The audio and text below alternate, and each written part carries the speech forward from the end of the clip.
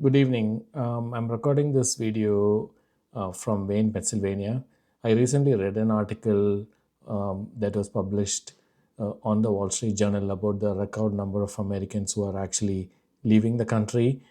So I wanted to quickly put together a video on that. This article was published, I believe, in February of 2026. So it's fairly recent, and it has a lot of data about what is happening. So 2025 was a very big year for the United States. It was the first time since the Great Depression, which was in 1929, where the net immigration flow was negative. About 188,000 Americans left the country in 2025. And overall, the number of people who left the country was greater than the number of people who came into this country. So huge numbers of immigrants are still coming to the United States, but at the same time, more and more Americans are beginning to leave the country, which is a very troubling sign for the nation. So on top of that, a lot of Americans are also beginning to renounce their citizenship. So previously, about 5 or 6 years ago, about 5,000 people would renounce U.S. citizenship, and most of this is because of tax reason and mostly the elite. But increasingly many middle class Americans are also beginning to renounce their citizenship for various reasons. This number in 2025 reached almost 30,000 people. So these are all overall very small numbers if you look at the overall population of the country. But the trend is changing, and this is something which I think everybody should be aware of before you decide whether you want to come to the United States and live here a long time. So who is leaving the country, and where are they leaving to? So this is an important question. Previously, most people who leave the United States are, I would say, upper middle class, or the rich people. But that is not the same anymore. There is a lot of data to show that even the lower middle class and middle class Americans are leaving the country in large numbers. Young people are beginning to leave the country in large numbers. There is a lot of data to show that a lot of the young people in this country don't want to work because they don't see that work being very fruitful. You pay a significant amount of your salary in taxes, and when you retire, you get a small amount back in Social Security, and everything else is beginning to get more and more expensive. So they don't see work as something that is worthwhile. So they would rather become, a lot of them join the gig economy. They are doing a lot of remote work, and this kind of work can be done from anywhere. You don't have to be in the United States physically to do this work. Okay, and the countries that they are going to, in according to this Wall Street Journal, they are mostly to Portugal, Germany, Mexico, Thailand, and countries like that. And so when I saw the list, I've been to many of these countries. This is not a good sign, because many of these countries themselves are, I would call them failed states at this point. They still have good economy. I don't want to say UK or Germany is a failed state. They are on their way to becoming a failed state, but they have huge problems of their own, including problems with immigration. And the cost of living in all these countries is going up significantly. So I don't think me as an American, I have a lot to gain by moving to Germany or UK. There'll be a small benefit, but not a lot. But on the other hand, if you move to, say, Thailand or Vietnam or Philippines or even Panama, for example, your US dollar will go a long way. So that's my personal opinion on that. So the next, I want to cover the reasons that were provided by those who were surveyed for leaving the country. So the reason number one, which is a very obvious reason, is housing. 70% of the Americans surveyed believe that they will not be able to own a home in the United States. So, if you think about the American dream, one of the key foundations of the American dream is home ownership, which increasingly is becoming extremely difficult for most Americans, particularly young Americans. And there are many reasons for it. One is the cost of home. The median home price is about $400,000, and to get a $400,000, you need to have an income of $115,000 and significant savings that you have to put down as a down payment. And all of this is completely unattainable for most young Americans. The average age of a first-time home buyer in America today is 40 years old. That is, that is a major problem. So most Americans know that they won't be able to afford a decent home, and that is one of the key reasons why they are thinking of leaving, or they have already left. The second reason is the cost of living.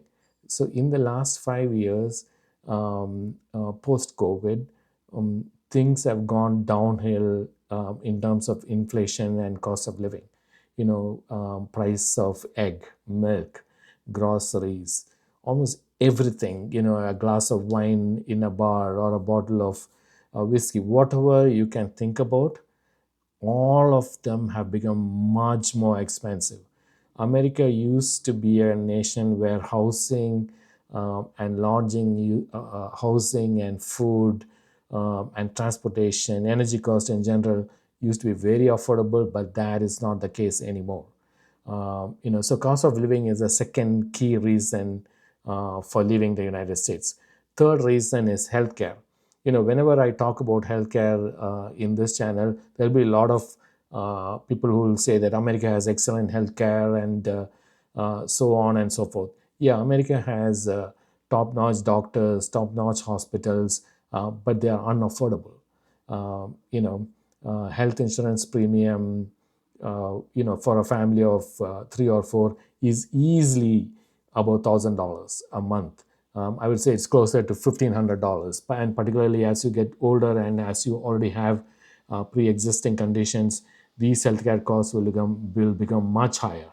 So for people like me who are in the consulting world, who are paying for health insurance on my own, or other people who are unemployed who have to pay for health insurance on their own, this health insurance cost is simply unaffordable. So the doctors might be the smartest doctors, the equipment that they have might be the latest equipment, but if you cannot afford it, there is no point. Uh, I have health insurance in India, and I've done some work in India, and it's not at all comparable. You can do a lot of the things that you're doing in the United States. US trained doctors, UK trained doctors in India who can do pretty much the same thing for much lower cost. Yeah, it's not even remotely close. So healthcare is another key reasons why Americans are leaving the country. Um, the next point is quality of life. Most Americans think that they are just surviving; they are not thriving. And I kind of agree with that. All the bills, the electricity bill or the condo fees and mortgage. If you have a good job, you can pay those bills. But then you cannot really save anything. You can't really save money to go for a vacation, or upgrade to a better house or a better car or anything of that sort. All you are doing is surviving paycheck to paycheck. And a lot of Americans, the younger Americans particularly, don't want to do this anymore. They don't want to survive paycheck to paycheck. They want to have a much higher quality of life, and they feel that moving to countries like Thailand or Colombia or Vietnam is a much better option than continuing to struggle in the United States. So the question to most Indian Americans or NRIs is, considering all of this, do you still want to come to the United States? That's a very important question. I have mixed feelings about it. I think that if you have a very clear set goal, like let's say if you think that you want to come to the United States, you want to work for 3 years or 6 years, and then go back to it, save some money, put it in a wire it. The exchange rate is awesome. The Indian rupee is like collapsing kind of. So if that is your goal, I think it's still a great option. But let's say if you want to come to the United States and then file for your green card and get your green card and try to become a US citizen, I don't know if that is a good idea anymore, because first and foremost, I don't think it is possible to get a green card in a reasonable amount of time anymore. Easily it takes 15 plus years. There are some loopholes. I hear from some of my friends that you can there are some loopholes, particularly regarding the L1 visa. So you might be able to get a green card quicker. I don't know how true that is, but it's only a matter of time before they plug that loophole. So if you are thinking of planning to come to the United States and live in the United States long time, I want you to think about these things before you do that. So because the numbers always will catch up. There are some people I've talked to who think that since they're coming here and working from day one, and they're making a very good salary. People who are on H1, they come here and they make six figures. At least on theory, that's what you should be making if you are on a H1. Then you are in the top 5% of the population, and all these issues that are faced by the rest of the population might not impact you. I think that's a general belief, but then over a period of time, the data will catch up with you.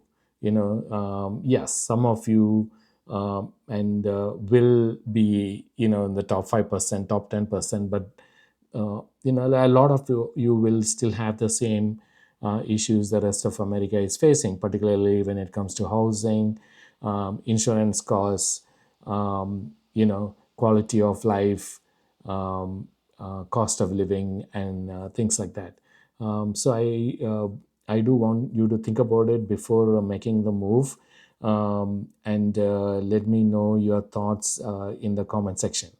Okay, so we'll talk again in the next video. Thank you. Bye.